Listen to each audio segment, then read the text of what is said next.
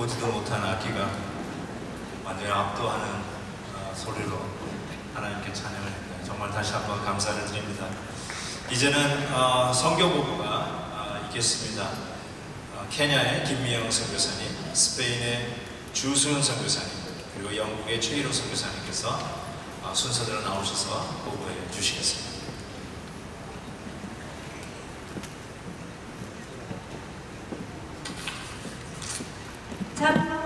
habari yako 케냐 수도 나이로비에서 340km 떨어진 보이라는 시골 타이타 사갈라 부족에서 21년째 사역하고 있는 GM에서 김미영 선교사입니다.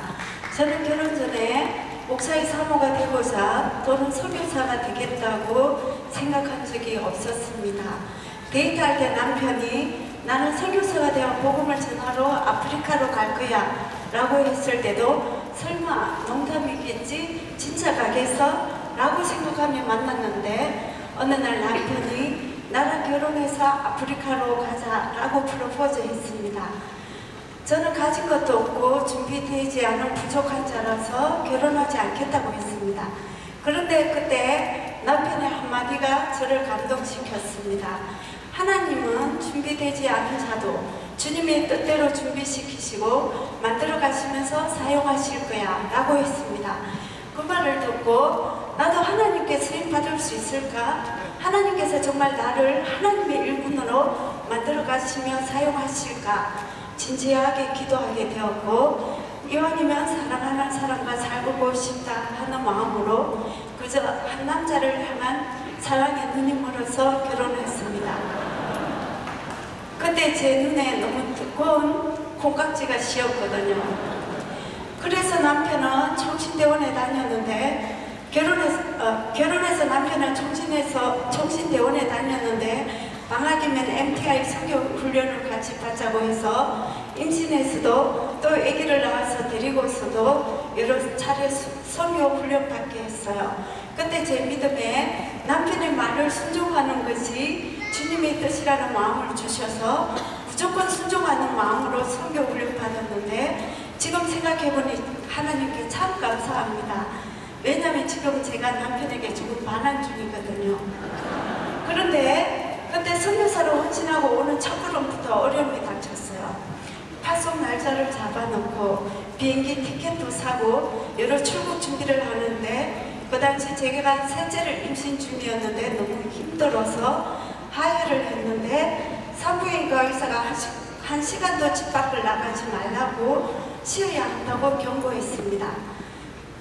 주위에서 이 사실을 알면 걱정하실까봐 부모교회도 임신 사실을 숨기고 대를 움켜잡고 유산되지 않게 해달라고 기도하면서 왔습니다. 그때 제 마음에 가다가 죽더라도 아프리카로 가자 라는 믿음을 주신 분은 하나님이셨습니다. 그 당시 1995년에 제일 싼 비행기로 오느라고 걸프 에어로 왔는데 4번의 비행기를 갈아타고 이틀 만에 케냐로 왔습니다. 그 장거리에도 산부인과 의사의 말을 거짓말처럼 만드시고 하나님께서 건강하게 지켜주셔서 아무 이상 없이 케냐에 와서 5개월 후 어느 훈련 기간 중에 아들을 낳았고 지금 21살의 건장한 청년이 되었습니다. 그리고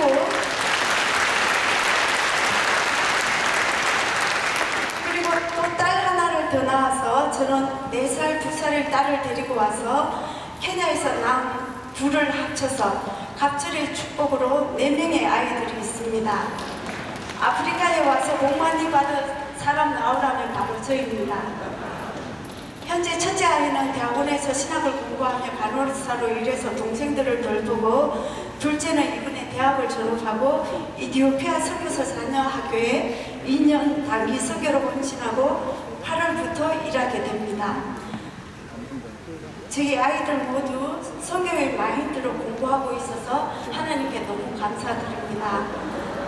정말이지 선교사와 선교사의 자녀들은 하나님께서 책임져 주시고 하나님의 은혜로 지켜주심을 저희들이 보게 됩니다. 케냐 올 때 하나님께서 유산하지 않고 건강하게 출산한 기도 응답을 주셨기에 아프리카에서 에스더의 죽으면 죽으리라는 믿음으로 살고자 제 이름을 에스더라고 지었습니다. 그런데 제 마음과는 달리 선교사의 길은 너무도 험난했습니다. 저희는 선교사가 없는 지역에 들어가서 선교하자는 목표 아래 소아길리어 언어학교 6개월 코스를 마치고 시골 보위로 들어가서 살기 시작하는데 현지인들은 돈을 걷어내려고 속이고 거짓말하고 사랑하러 온 선교사를 괴롭혔습니다. 그래서 제가 순수하게 믿었던 선교지 사람들이 아니었습니다. 게다가 전기도 없고 수돗물도 잘 나오지 않는 집에서 어린아이들을 데리고 사는데 집안에 증갈도 나고 아이들이 말라리아에 걸리기도 하고 문화 충격으로 너무 힘들 뿐더러 한국 사람 한 사람도 없는 곳에서 외롭고 괴롭고 죽을 것만 같았습니다. 그래서 저도 모르게 어느 날부터 하나님 이렇게는 못 살겠어요. 차라리 죽여주세요. 라고 날마다 하나님께 기도했습니다. 그리고 남편에게도 당신은 당신이 좋아하는 선교를 하고 저는 4명의 아이들을 한국에 가서 잘 키우고 당신에게 도움 한번 요청하지 않을 테니 저를 그냥 한국 가게 해달라고 애원하며 울었습니다. 그 당시는 이곳 보이 시골 지방을 벗어나야만 제가 살 것 같다고 생각이 들었기 때문입니다. 하루는 하나님께 눈물 콧물 범벅이 되어서 이렇게 기도했습니다. 하나님, 실수하셨어요. 당신은 실수하시는 분이 아니신데 이번에는 실수하셨어요. 왜 하필 저 같은 하찮은 사람을 이 겁쟁이를 선교사로 부르셨어요. 힘들어서 이렇게 못 살겠어요. 그냥 죽여주세요. 라고 울며 기도했습니다. 그런데 제 마음에 이런 소리가 들려왔습니다. 미영아, 네가 보내달라고 기도했지 않았느냐? 난 네 기도를 기억하고 있단다. 내가 너와 함께 한단다. 그 순간 거짓말처럼 제가 잊고 살았던 일들이 떠올랐습니다. 17살 때 은혜 받고 방언도 받고 성령을 체험할 때 시골교회 지하 예배당에서 새벽 기도하면서 하나님 저를 보내주세요. 제가 갈게요. 하나님께서 저라도 서신다면 기꺼이 하나님을 복음을 전하는 일꾼이 될게요. 주께서 보내시는 땅끝 거기가 아프리카라도 갈게요. 그렇게 기도한 것이 생생하게 떠올랐습니다. 사실 그 기도는 어렸을 때 한 철없는 기도니까 하나님께서도 이해하시리라 생각하고 까마득히 잊고 살았습니다. 그런데 하나님께서는 그 기도를 잊지 않고 저희 삶을 이렇게 선교사로 이끌어 주셨고 아프리카 케냐 땅에 옮겨 심으신 것이지요.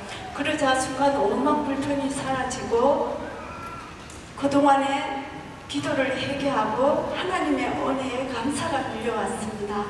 그래서 그때부터 제 생활이 바뀌었습니다. 제가 남편 선교사의 아내로 따라온 것이 아니라 저 또한 선교사로 소명을 받았고 하나님께서 저를 택해서 이곳 아프리카 땅에 옮겨 놓으셨다는 것을 깨달았습니다.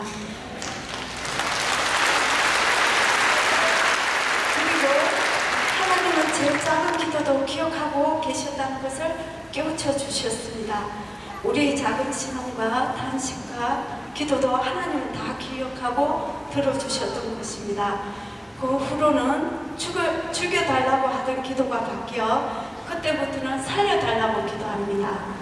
누구나 열악한 선교지에 살면서 얼마나 힘들고 죽을 고비가 많습니까? 아프리카에 살다 보니 저희 가족은 말라리아에 수도 없이 걸렸습니다. 한 번은 남편이 말라리아에 걸려서 구토와 설사, 고열, 오한으로 며칠간 고생할 때 보이지만 현지인 의사가 자기는 감당치 못하겠다고 나이로비 큰 병원으로 옮기라고 했습니다. 그때 정말이지 남편이 죽는 줄 알고 살려달라고 주 예수님의 십자가 보이려 제발 살려달라고 울며 부르짖으며 간절히 기도했습니다. 그때 하나님께서 제 기도를 들어주시고 고쳐주셨습니다. 그뿐만이 아니라 시골에 살면서 현지인들에게서 받는 여러 고난과 어려움으로 선교지를 떠나고 싶은 날도 수없이 많았습니다. 말라리아와 풍토병으로 온 가족이 번갈아가면서 죽을 고비를 넘기는 그럴 때마다 이제 하나님 살려주세요. 살려주셔서 죽는 날까지 천국 가는 그날까지 선교사를 하게 해주세요 라고 기도하게 되었고, 오히려 고난 가운데 하나님만 바라보고 믿고 의지하는 믿음을 주셨습니다. 우리가 지금까지 기도한 것을 한 번도 외면하지 않으시고 늘 도와주시고 우리의 사역을 인도하시고 우리 가정을 지켜주셨습니다. 이렇게 하나님은 저를 오늘까지도 날마다 계속 만들어 가시면서 사용하십니다. 남편 이상성 목사와 저는 타이타 사갈라 부족에 17개 교회를 개척하고 제자훈련과 유치원 사역을 합니다.